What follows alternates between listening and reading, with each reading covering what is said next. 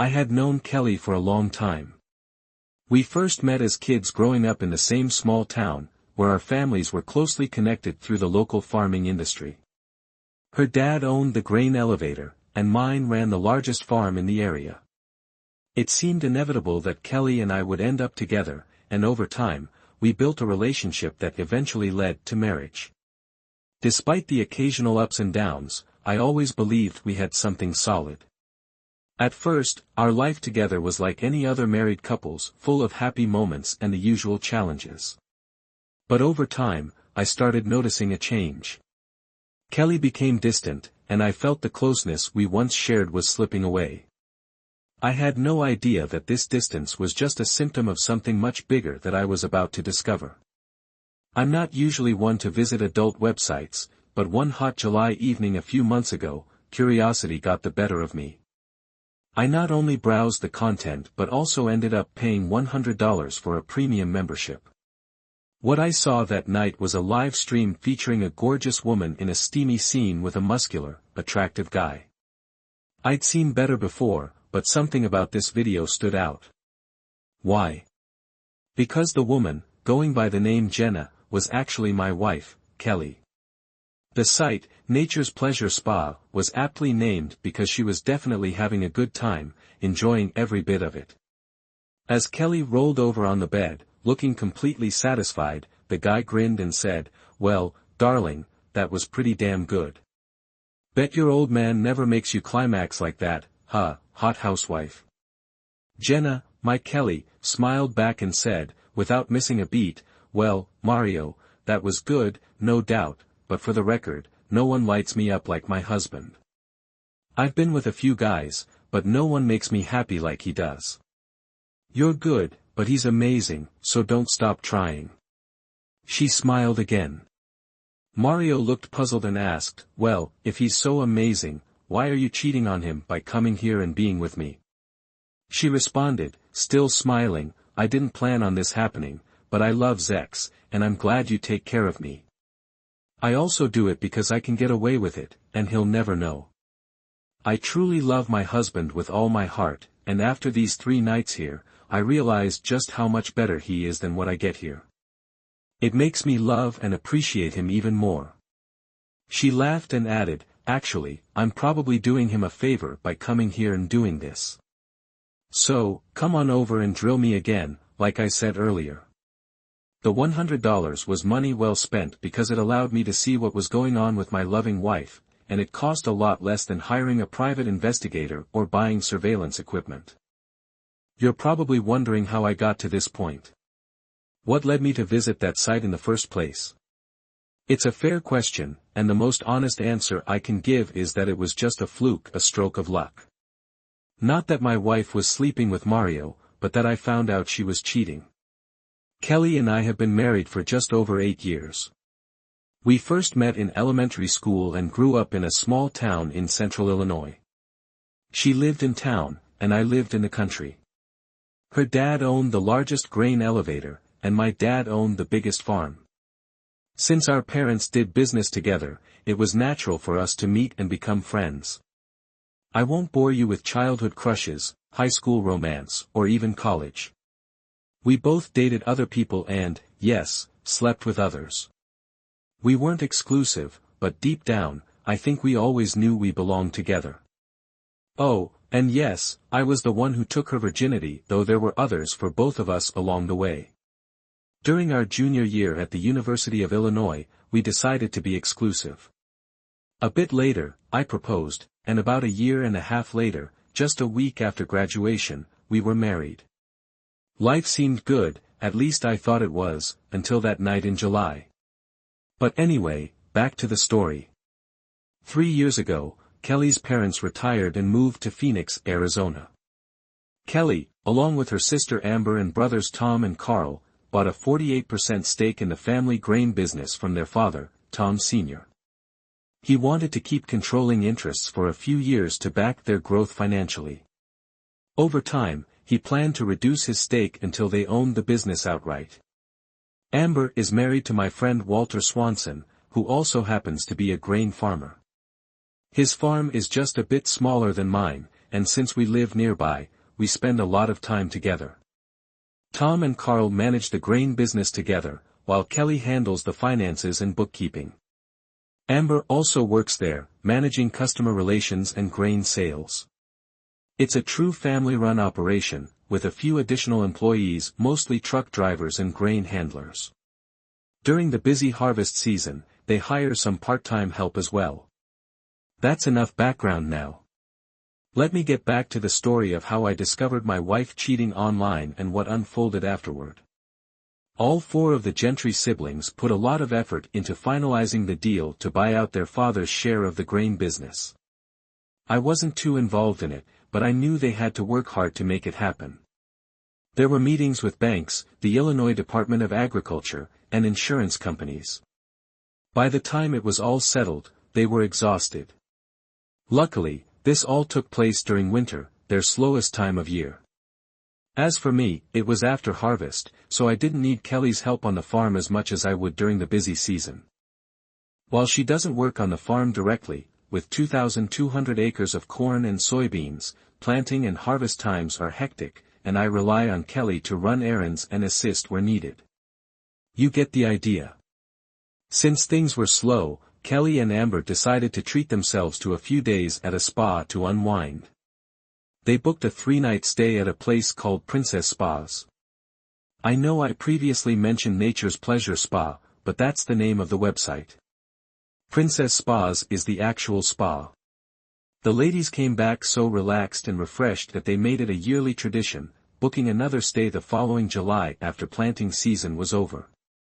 It was during that weekend spa visit that I stumbled upon the video. But how did I find it in the first place? Dan Marvel, the field agent for the Illinois Department of Agriculture in our area, stopped by one day during his routine rounds. Kelly and I knew Dan from college. When he asked about her, I mentioned she was on a getaway at Princess Spas. He gave me a strange look and mentioned that something odd was going on there, that I might want to check it out. He said his cousin used to work there as a masseuse and had shared some wild stories. He also said they had a site with a different name, something with pleasures in it.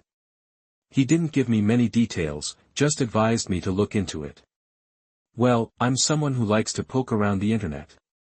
I browse different sites sometimes, even stumbling on some spicy content, but usually it's just for fun. That night, curiosity got the better of me, and I did some searching. It didn't take long before I found Nature's Pleasure Spa and its live stream. And that's when everything unraveled. But you already know what happened next. I was devastated. I cried, yelled, got angry, then fell into a deep depression. All the emotions you'd expect in discovering your spouse is cheating. And it wasn't just this one time.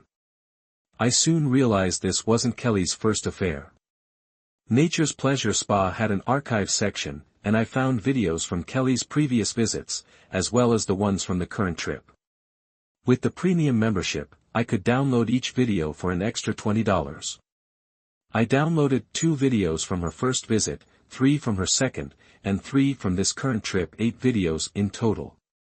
For $260, I had all the evidence I needed to divorce my wife. I didn't have a clear plan yet, but I knew I had to act quickly. I wasn't going to wait a month or even a week to confront her.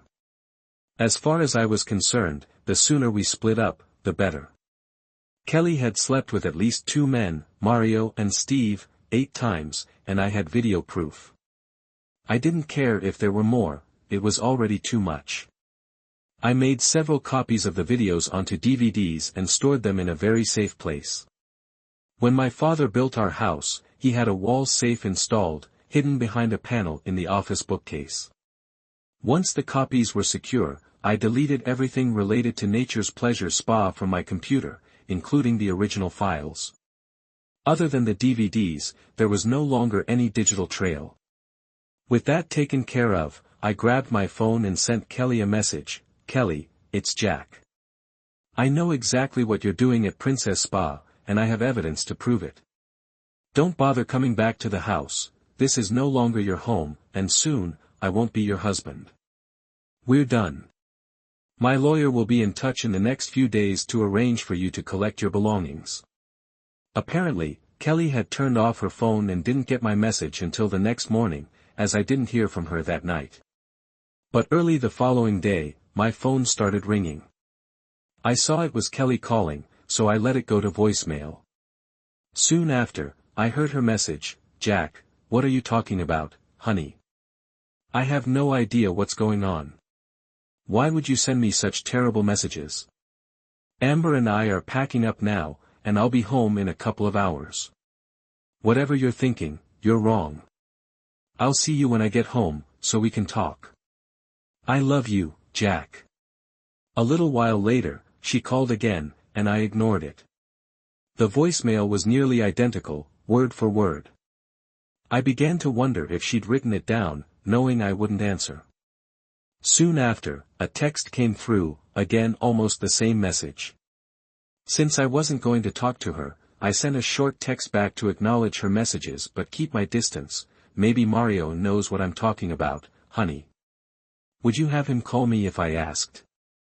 And as I said before, don't come back to the house. You're not welcome here. We're done, Kelly." I didn't get any more texts, but later that afternoon, she called again and left another voicemail. "Jack, we need to talk. I'm staying with Amber until we clear up this awful misunderstanding. Please call me." That was Sunday afternoon, and I didn't return her call. The next morning, I went to my bank and arranged for a second safe deposit box in my name only. I placed one copy of the DVDs in the box, along with the original prenuptial agreement. I had a meeting scheduled with my lawyer at 11 a.m., so I made another copy of the prenup just in case there was any issue. When I arrived at my lawyer's office, I saw Kelly sitting there. She looked up at me, and I could see she was in rough shape. Her hair was a mess, and she had dark circles under her eyes, like she hadn't slept. Kelly said, "Jack, we need to talk." I asked, "How did you know I'd be here?" She replied, "Richard called me when you made the appointment." At that moment, Richard Warner, my attorney, came out and asked us both to come into his office. My anger was boiling over, so I said, "No, Richard. We're not going in together. You've lost my trust by calling Kelly. I need to know right now, are you representing me and only me?" Lawyers are supposed to be smart, but Richard missed the memo because he said, "No, Jack. If this proceeds, I'll be representing Kelly." Turns out he thought the grain business was a better client than my father. Maybe it was, since he had the Gentry family as clients too. I had my opinion about that, and I figured he'd realize his mistake eventually. "Fine, Richard, I want all my original documents and copies of contracts ready by 4 p.m. today. I'll either pick them up or send a courier. I've appreciated your work in the past, but you're making a big mistake. My new attorney will contact you soon." Kelly stayed silent, but then pleaded, "Jack, why won't you talk to me and straighten this out?" "Because, Kelly, it's clear Richard values you more as a client, and I'm not having this conversation without legal representation," Richard chimed in. "Jack, you know I've always been fair with you, you have nothing to worry about." "Oh, Richard, I have plenty to worry about. You can't serve two masters, and it's clear where your loyalty lies. And you've already shown I can't trust you by calling Kelly with that." I said goodbye and left. I could hear Kelly starting to cry as I walked out the door. Now, I had to find a new attorney. I knew David Warner, Richard's brother, was a skilled attorney and competitive with Richard.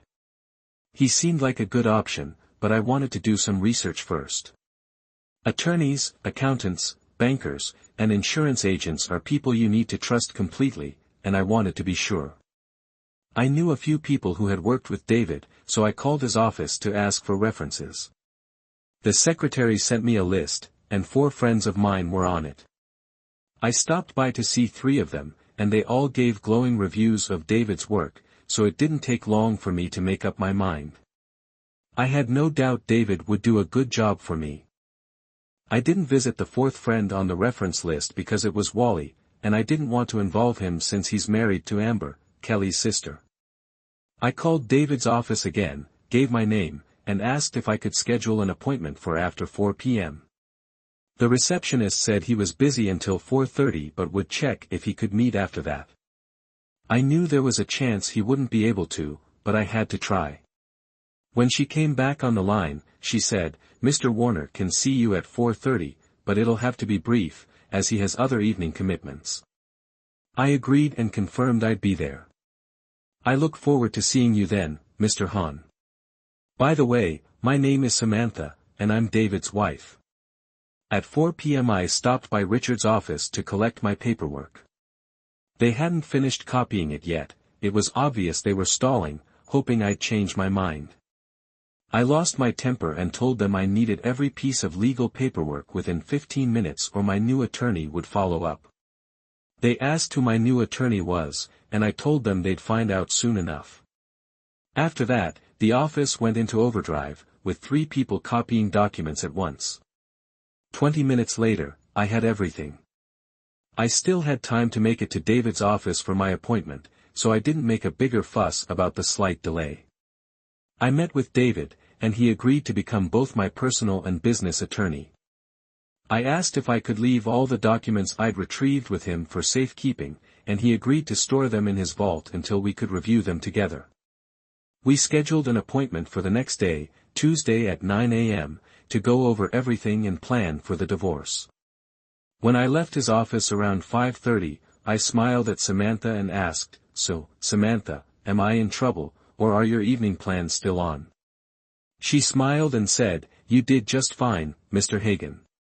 Our evening is still on as planned. I wish all our clients were as punctual as you've been," she added.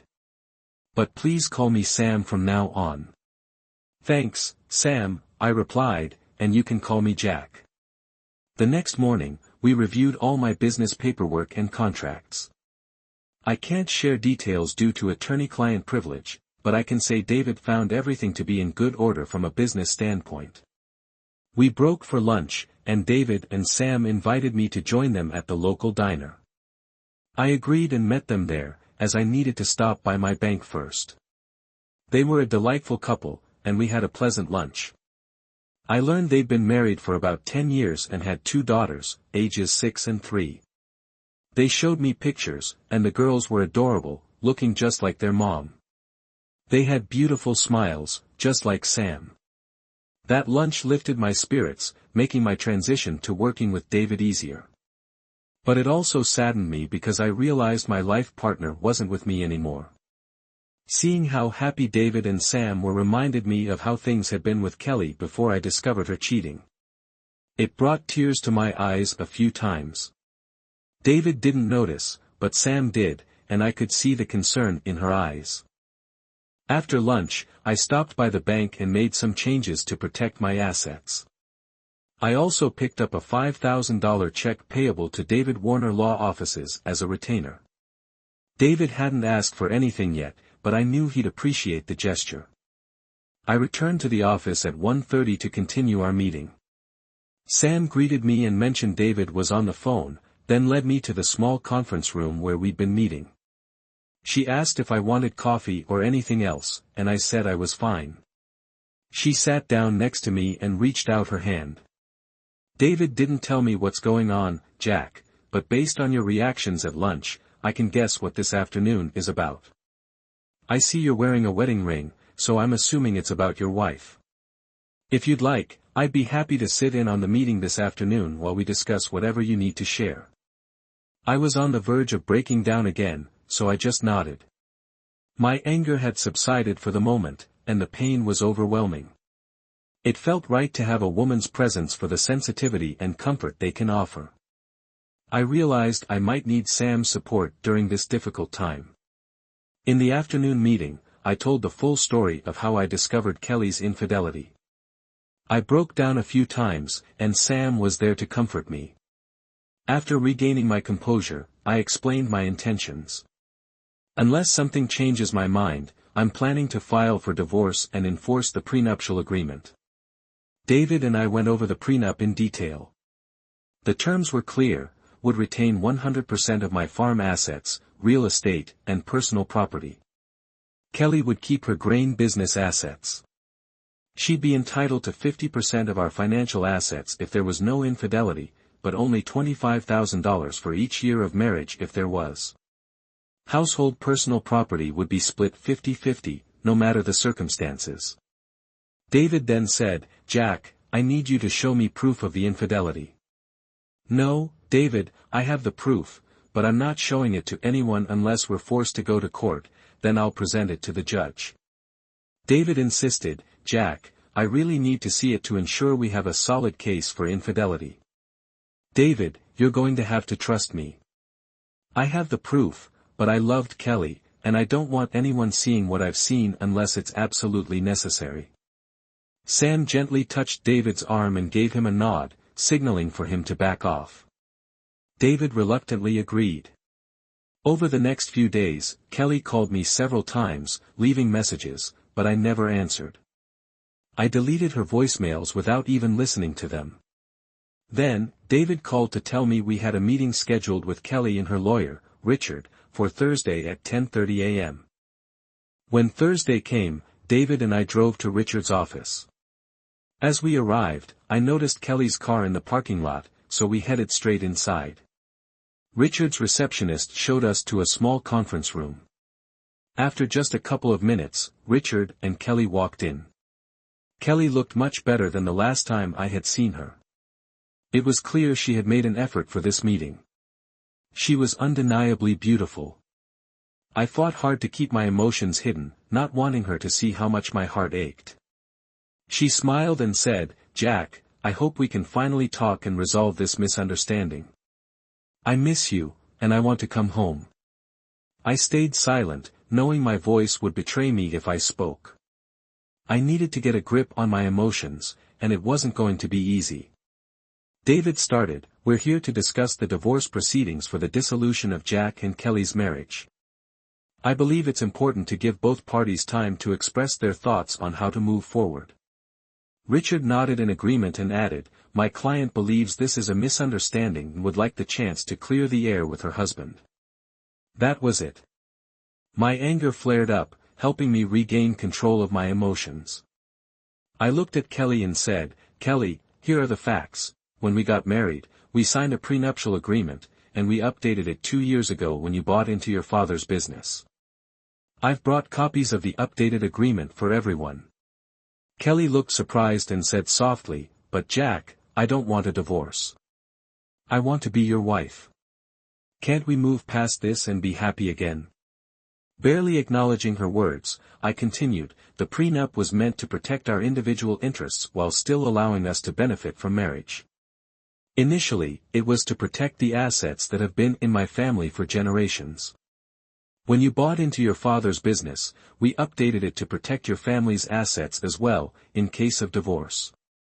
The agreement clearly states that I retain 100% of my family's assets, and you retain 100% of yours. Debts related to those assets remain with the businesses, and neither party is responsible for the other's debts.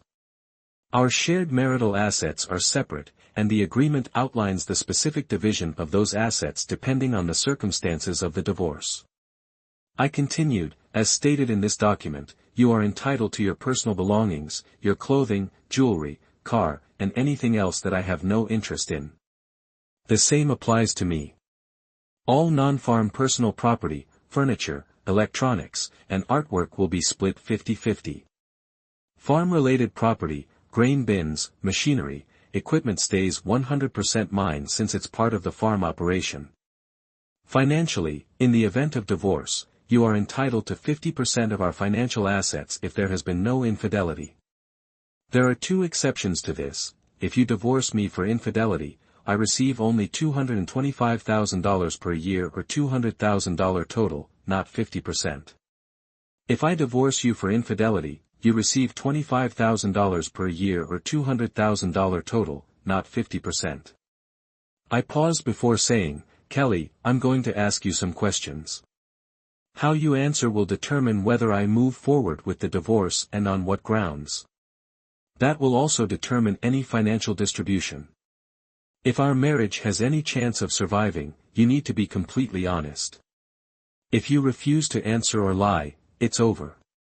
Do you understand? Are you willing to do this to try and save our marriage? Kelly, looking stunned by the details of the prenup, snapped out of it and said, "Yes, Jack. I'll answer your questions honestly. I love you, and I want our marriage to survive. I'll do whatever it takes for you to let me come home. Kelly, I'd like to record these questions, are you okay with that?" She hesitated and looked at Richard, who had stayed quiet up until now.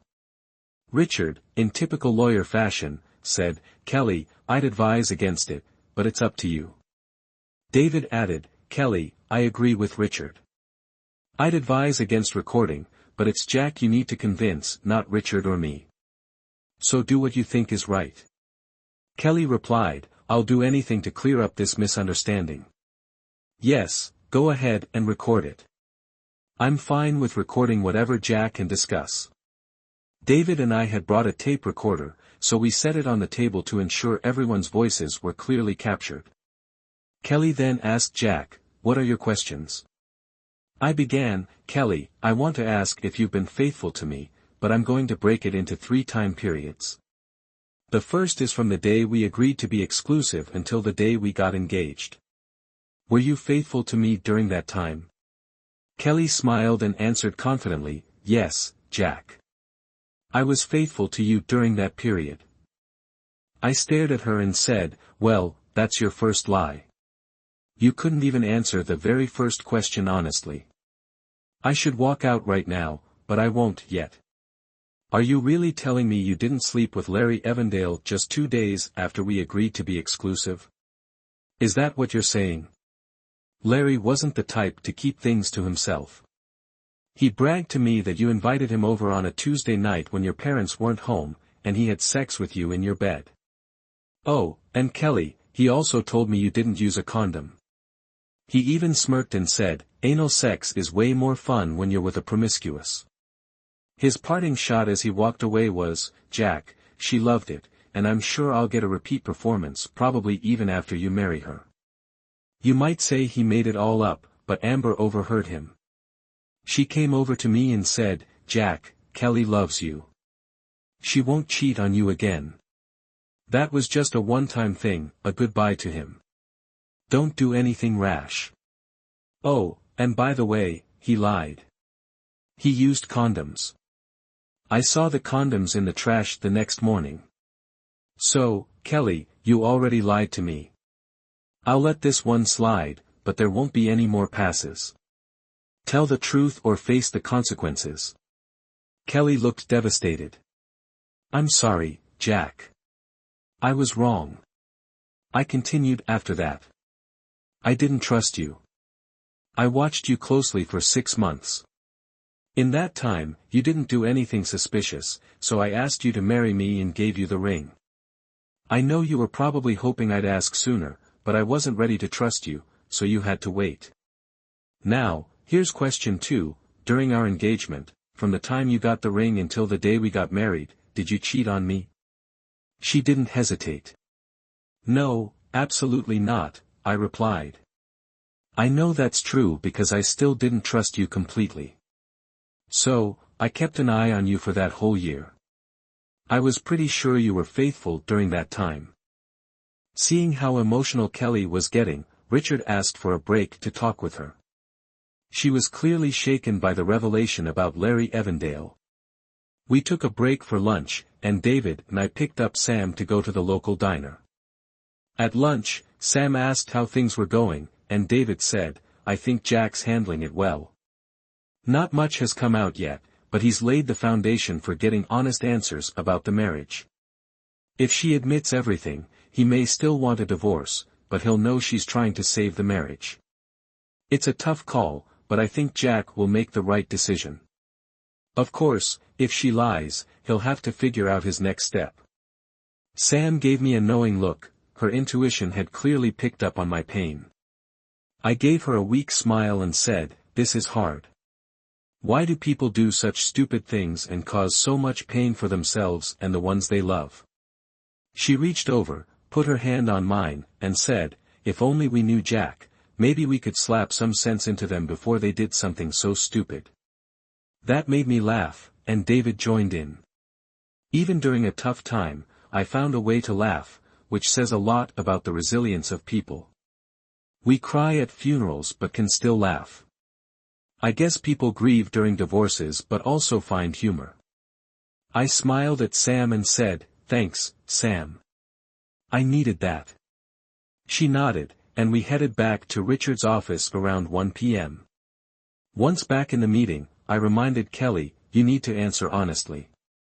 If you lie, this meeting ends, and there's no hope for our marriage. Do you understand?" "Yes, I understand," Kelly replied, clearly shaken. "I will tell you the truth." I asked, "From the day we were married until today, have you ever cheated on me?" Tears filled her eyes, and I could see how hard this was for her, but I couldn't let her off the hook. I needed her to be honest to prove she cared enough about our marriage to come clean. I wasn't sure if I could stop the divorce, but if she told the whole truth, I'd know she was trying. "Yes, Jack," she said quietly, tears falling. "I did cheat on you." She then dropped her head onto her crossed arms on the table and sobbed. "I'm so sorry, Jack. Can you ever forgive me?" I asked Richard and David to leave the room because I had more questions for Kelly and didn't want to embarrass her in front of them.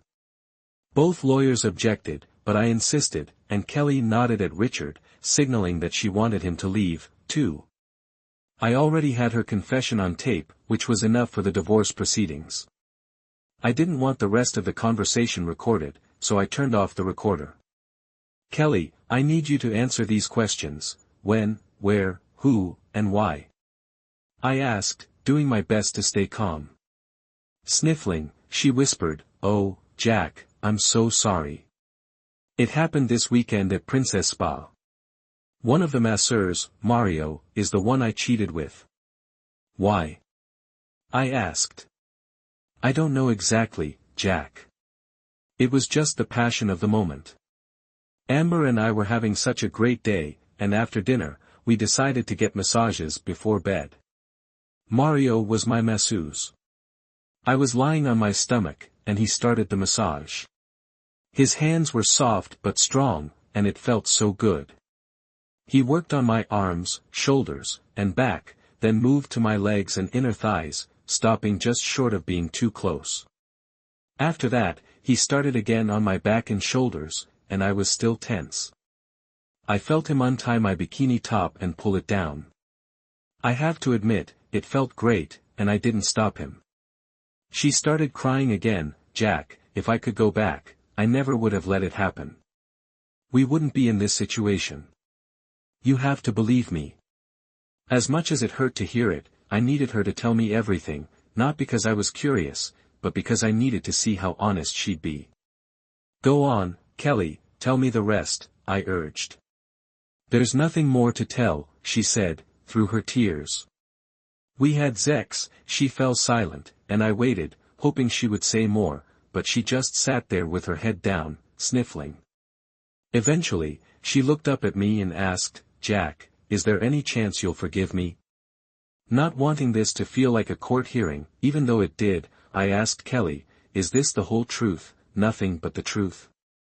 She gave me a look I hadn't seen before, a mix of uncertainty and fear, as if she was calculating how much I knew.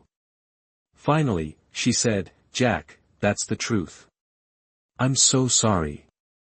My heart was breaking, but I managed to keep my composure. I got up from the table and called David and Richard back into the room. "This meeting is over," I said coldly, before leaving. I turned to Kelly and said, "I'm divorcing you on the grounds of infidelity. The terms of the prenuptial agreement will be enforced." She was shocked and cried out, "But why, Jack?" I confessed, "I'm begging you to forgive me. Please, Jack, I love you. Please forgive me. You lied to me, Kelly. You didn't care enough about our marriage to tell me everything. If you had been completely honest, maybe I could have considered staying, but you didn't even give us a chance. You thought you could get away with just one confession, but you lied. It's over." I turned to leave, but she screamed, "Wait, Jack. I'll tell you everything, please don't leave me." I spun around and glared at her, my anger and hurt were clear. "You were warned, you had your chance, but you tried to get away with one confession.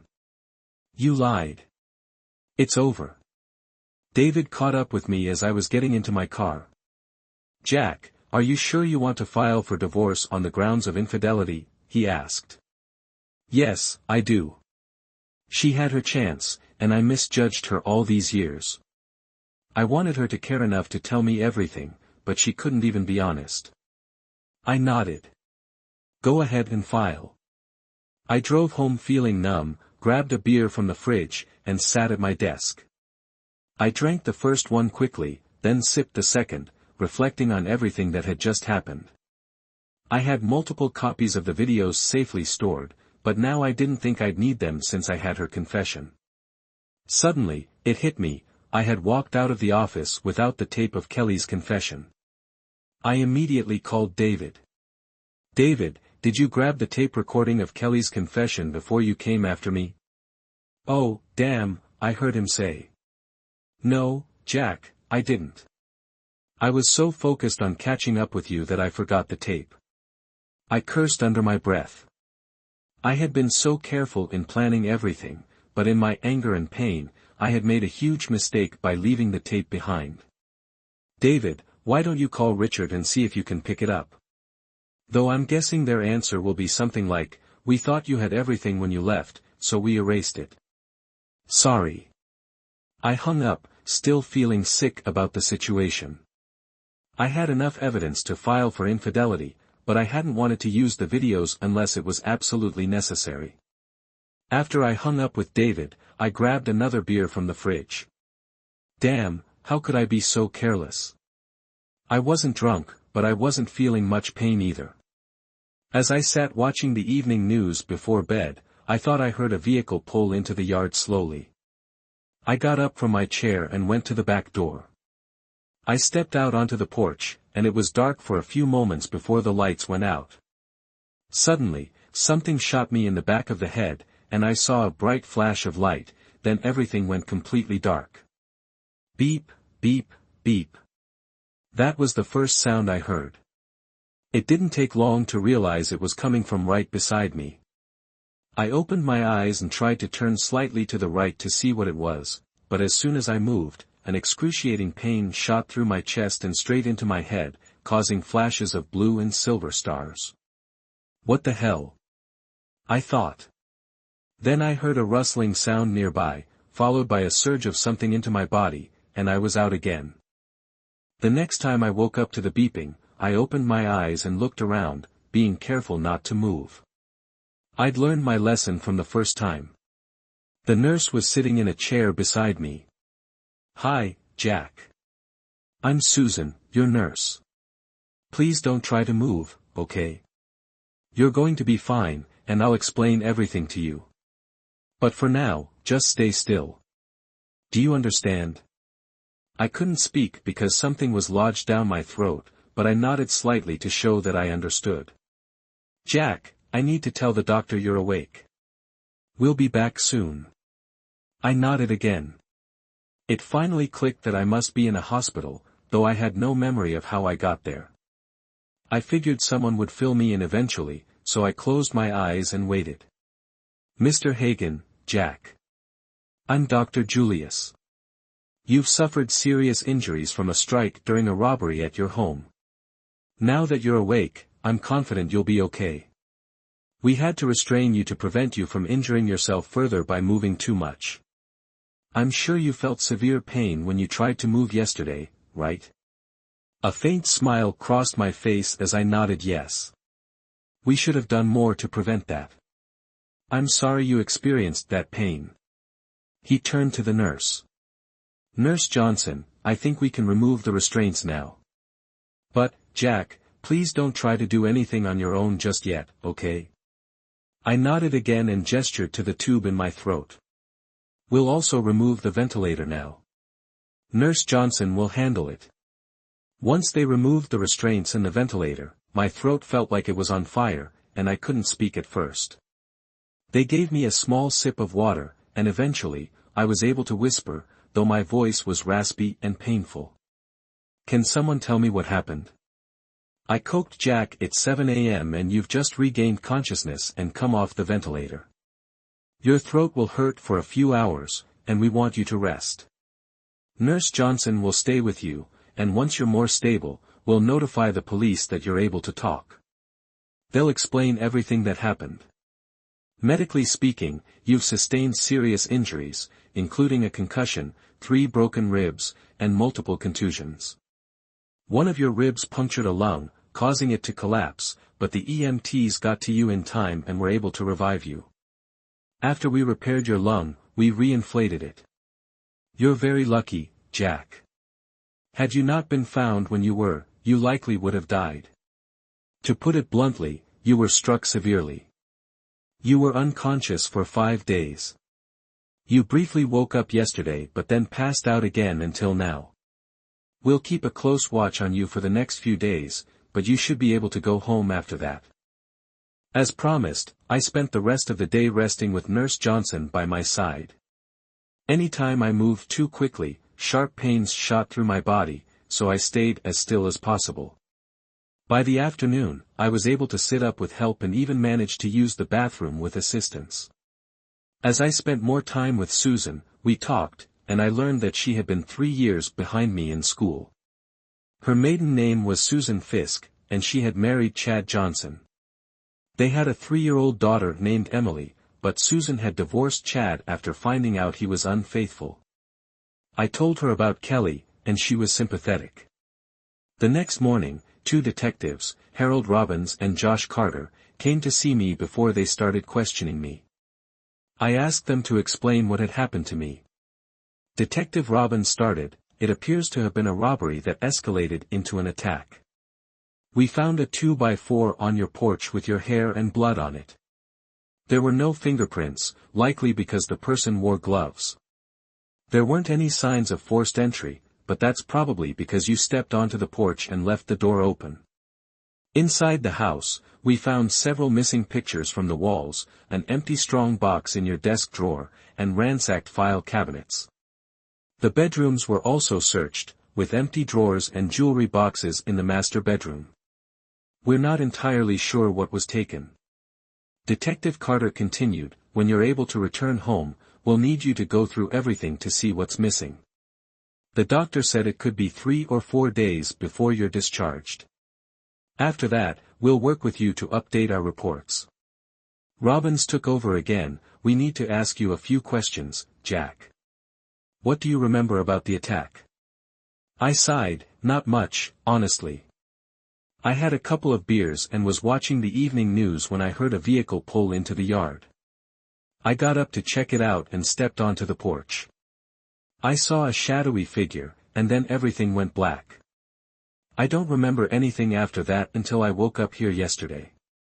I wish I could be more helpful." Robbins nodded. "That's okay, Jack. We still need to ask a few more questions to help piece this together. Where was your wife during the incident?" I replied, "My wife and I are separated. We're in the process of divorcing, so I have no idea where she was." "Mind if I call you Jack?" Robbins asked. "Of course, that's fine," I replied. "Is the divorce amicable, or is there tension between you two?" I thought for a moment. "You could say it's not going smoothly. She's contesting the grounds I'm filing under." "And what grounds are those?" Robbins asked. "Infidelity. We have a prenuptial agreement, and if the divorce is filed under those terms, her settlement will be much smaller. That's what she's fighting." Robbins exchanged a glance with Carter before asking, "Do you think that could give her a motive to hurt you?" "I don't believe she would do something like that," I answered firmly. "I just don't." Robbins didn't argue but made a note. "We'll check into it, just to cover all bases. Is there anyone else who might want to damage you? Any business conflicts, disputes with neighbors, or issues with family?" I shook my head. "No, nothing that comes to mind." "Okay, Jack, when you're feeling up to it, we'll need to do a full inventory of what's missing, Robbins continued. I do have a couple of specific questions. Did you keep any cash in the house, especially in that strong box, and if so, how much? Also, was there anything else of significant value, like jewelry or artwork? Yes, I said, there was some cash in the strong box, probably around $88,000. I usually keep about $10,000, but I had spent some recently, so it was a little less. As for jewelry, there were a few pieces worth over $1,000, but I can't think of anything else with significant value. I hesitated before adding, I didn't mention this earlier, but I have a hidden safe behind the bookcase. I'm pretty sure it wasn't found, and I'd prefer to keep it that way if possible. Robbins raised an eyebrow but didn't push the issue. Fair enough. If you think of anything else, let us know. When you're ready to return home, give us a call, and we'll help you take stock of everything over the next few days. Slowly, I got better. I had plenty of time to rest, and when I was awake, I talked with Susan. I had a few visitors, Wally, Amber, David, and Sam. Kelly and her family, except for Amber, didn't come, which made sense given the situation. But I would have appreciated it. Richard Kelly's lawyer and my old friend did visit, and I was glad to see him. Everyone who stopped by showed concern and wished me well. Amber and Sam left with tears in their eyes, each giving me a kiss on the cheek. Those 4 days were tough. I slept a lot but had nightmares that left me waking up in a panic, sometimes screaming without remembering the dream. Susan was always there to call me with kind words and a gentle touch. I later found out she stayed at the hospital even when she wasn't working. She said my situation reminded her of her own marriage and she felt the need to support me.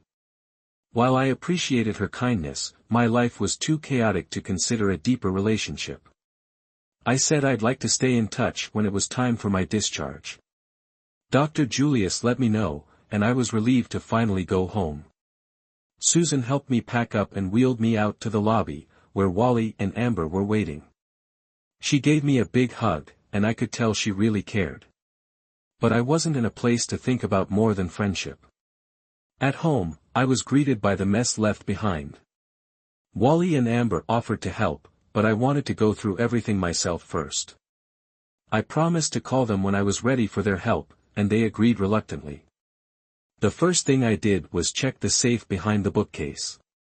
Everything was still there. Cash, certificates, stocks, bonds, and the DVD of Kelly's affair. My laptop and a few Terry Redland prints were gone, but not much else. Some bank and credit card statements had been moved, so I called the banks to warn them my account numbers might have been compromised. Weeks went by, but the robbery investigation moved slowly. Detectives Robbins and Carter kept me updated, but there were no leads since nothing high value had been taken. It was turning into a cold case. They had asked about Kelly, but I insisted she wouldn't have injured me, as she would have received many of the items in the divorce anyway. They seemed to agree and didn't pursue it further. I opened new bank accounts and ordered new checks for safety, though no suspicious activity had been reported. I also bought a new laptop and reorganized my office. Then one day, while sorting through bills, I saw a statement from Reds Incorporated, which stood for Remote Electronic Data Storage Solutions. I had video surveillance of my property that was backed up to Reds each night. I hadn't deleted anything from the day of the robbery, so I logged into Reds, found the footage from that day, and downloaded it to my laptop.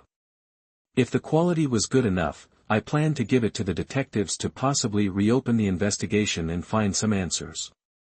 As I reviewed the footage, I realized there was nothing useful to give the detectives.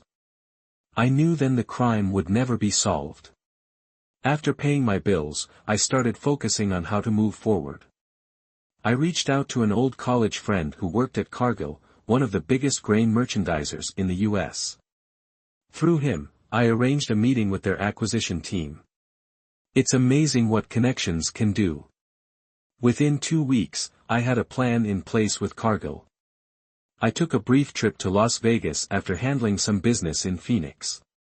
I gambled for a couple of days, then flew home to put my plans into action.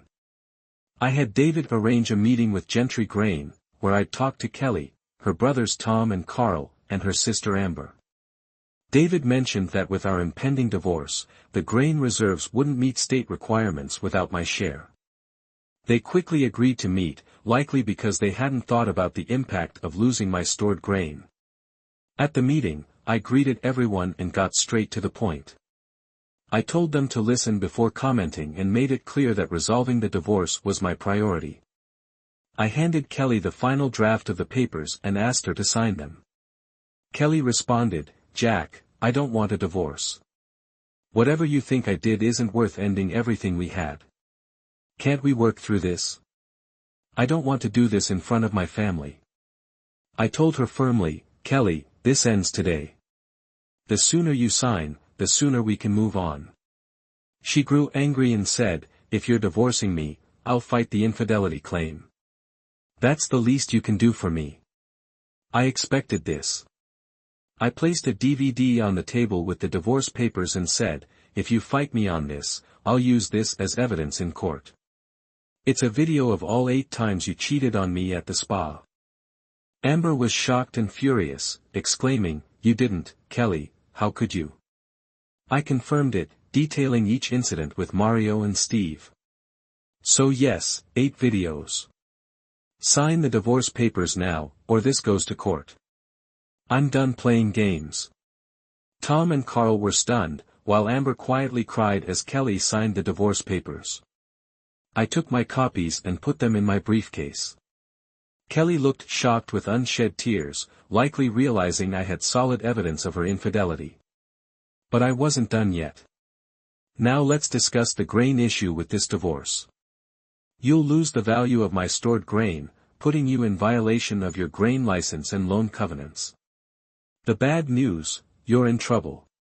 The good news, I spoke to your father. And he sold me his 52% share of the business. Since your agreement didn't have a first right of refusal clause, Richard didn't do his best work for you. I didn't even have to show him the proof of your cheating, he believed me and knew the company would struggle without my grain. So now I'm the majority shareholder. You each own 12%, and I've already negotiated a deal to sell my stake to Cargill. You can sell your shares for the same price, and I recommend you do so. Cargill will now evaluate the staff, but I've secured each of you a 1-year job guarantee. Make the most of it." The shock turned to anger, and Tom, the eldest, finally spoke up. "What have you done, Jack? You ruined the family business because my sister cheated on you. How did you trick my father into selling?" I replied, "Your father sold his stock to keep you, Carl, and Kelly out of jail. You ask what kind of man I am? Ask yourselves what kind of people you are."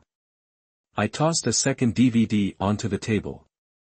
"This shows you and Carl knocking me that night and stealing from my house.